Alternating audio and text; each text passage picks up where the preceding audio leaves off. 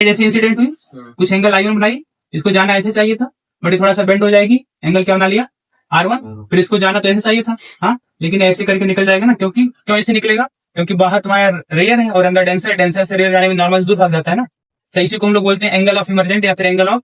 मतलब I2 लिखा गया ना। अच्छा, अब इसको पीछे मिला देंगे तो तुम्हारा डेविएशन हो जाएगा। अच्छा, अगर हम बात करें यहाँ पर हमने क्या लिखा है, एक ये PQRS तुम्हारे पास क्या है, एक PQRS क्या है, क्वाड्रिलेटरल चार एंगल का सम कितना होगा 360, जो हमारे पास ये पूरा Q90 क्योंकि हमारे पास क्या है, एक नॉर्मल ड्रा की है ना, एस भी हमारे पास 90 क्योंकि नॉर्मल ड्रा की है, तो Q और एस वैल्यू 90 पुट कर दी है, 90 90 180 उधर जाके माइनस कर देंगे 180, A प्लस आर कितना आ गया 180। वैसे अगर हम बात करें QRS इस ट्रायंगल में जो तीन एंगल का सम कितना होगा 180, R1 plus R2 plus R बराबर क्या आ गया 180, दोनों इक्वेशन में क्या है 180 180 बराबर है, तो आपस में इसको भी क्या कर देंगे हम लोग बराबर, एंगल आर कट गया, ए बराबर क्या आ गया R1 प्लस R2। अब हम लोग क्या करेंगे, ये जो डेल है, ये डेल ये तुम्हारा क्या है, इस ट्रायंगल के लिए एक्सटीरियर एंगल काम कर रहा है, इस एंगल का सम होगा ना, डेल बराबर ये प्लस यही तो होगा। डेल एक्सटीरियर एंगल प्रॉपर्टी क्या होता था कि एक ट्रायंगल है, उसके बाहर जो एंगल बना उसका सम वो क्या होगा, उसकी वैल्यू जो है सामने वाले अपोजिट ट्रायंगल के सम के बराबर होगा। तो इसके सामने कौन है, ये दोनों, यहाँ इसकी वैल्यू क्या हो जाएगी I1 माइनस R1, इसकी वैल्यू क्या हो जाएगी I2 माइनस R2, दोनों को जोड़ दिए, I1 R2 एक साथ, माइनस माइनस कॉमन ले लिए, फिर R1 प्लस R2 हो गया। अच्छा, R1 प्लस R2 के जगह मैंने क्या रख दिया, ए, यहाँ से डेल की वैल्यू आ गई। फिर हम लोगों ने फिर क्या किया कि इन दोनों N1 से N2 जा रहा है ना,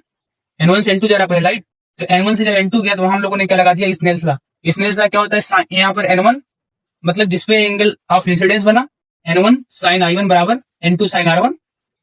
बोलो। और अगर ये एंगल हम मान लेते हैं बहुत छोटा है, तो साइन थीटा की वैल्यू अप्रॉक्स कितनी आएगी थीटा, यहाँ पर N1 sin I1 जहाँ पे I1 हो जाएगा, N2 R1 जहाँ पे क्या हो जाएगा sin R2 sin R1 जहाँ क्या हो जाएगा R1, हमको यहाँ से निकालना क्या है I1, तो इधर क्या हो जाएगा, इधर N2 इधर आएगा डिवाइड हो जाएगा, N2 अपॉन N1 मतलब क्या हो गया, refractive index of medium 2 with respect to medium 1, इसको ऐसे भी लिख सकते हैं, इसको कोई दिक्कत है, इसको समझ में आएगी नहीं है। फिर ऐसे ही अब लाइट क्या है, फिर N2 से कहाँ जा रहा है, बाहर की तरफ जा रहा है ना, N2 से N1 यहाँ लगा देते हैं, स्नेल सा क्या होता है N2 sin R2 बराबर क्या हो जाएगा N1 sin I2। भाई ये इसके लिए एंगल ऑफ इंसिडेंस, इसके लिए एंगल ऑफ रिफ्रैक्शन, ये तो होगा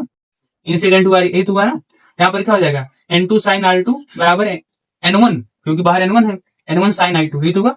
फिर क्या है साइन थीटा की वैल्यू बहुत, मतलब जो हमारे पास है एंगल ऐसा बहुत छोटा माने हैं, तो साइन थीटा की वैल्यू क्या हो जाएगी थीटा के लगभग, तो N2 R2 बराबर N1 I2 निकालना है तो N1 को इधर भेज दो। अब इसको लिख सकते हैं क्या, refractive index of 2 with respect to 1, ऐसे कोई दिक्कत है। अब जो डेल बराबर हम लोगों ने निकाला था I1 प्लस I2 माइनस का ए, इसमें I1 की वैल्यू पुट कर देते हैं और यहाँ से I2 की वैल्यू पुट कर देते हैं, ठीक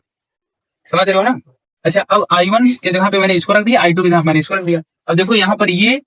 पर भी ये दोनों कॉमन आ गए, इसको कॉमन ले लिए, बचेगा R1 प्लस R2 बचेगा। अब R1 प्लस R2 की वैल्यू क्या होती है, ए, मैंने ए रख दिया। अब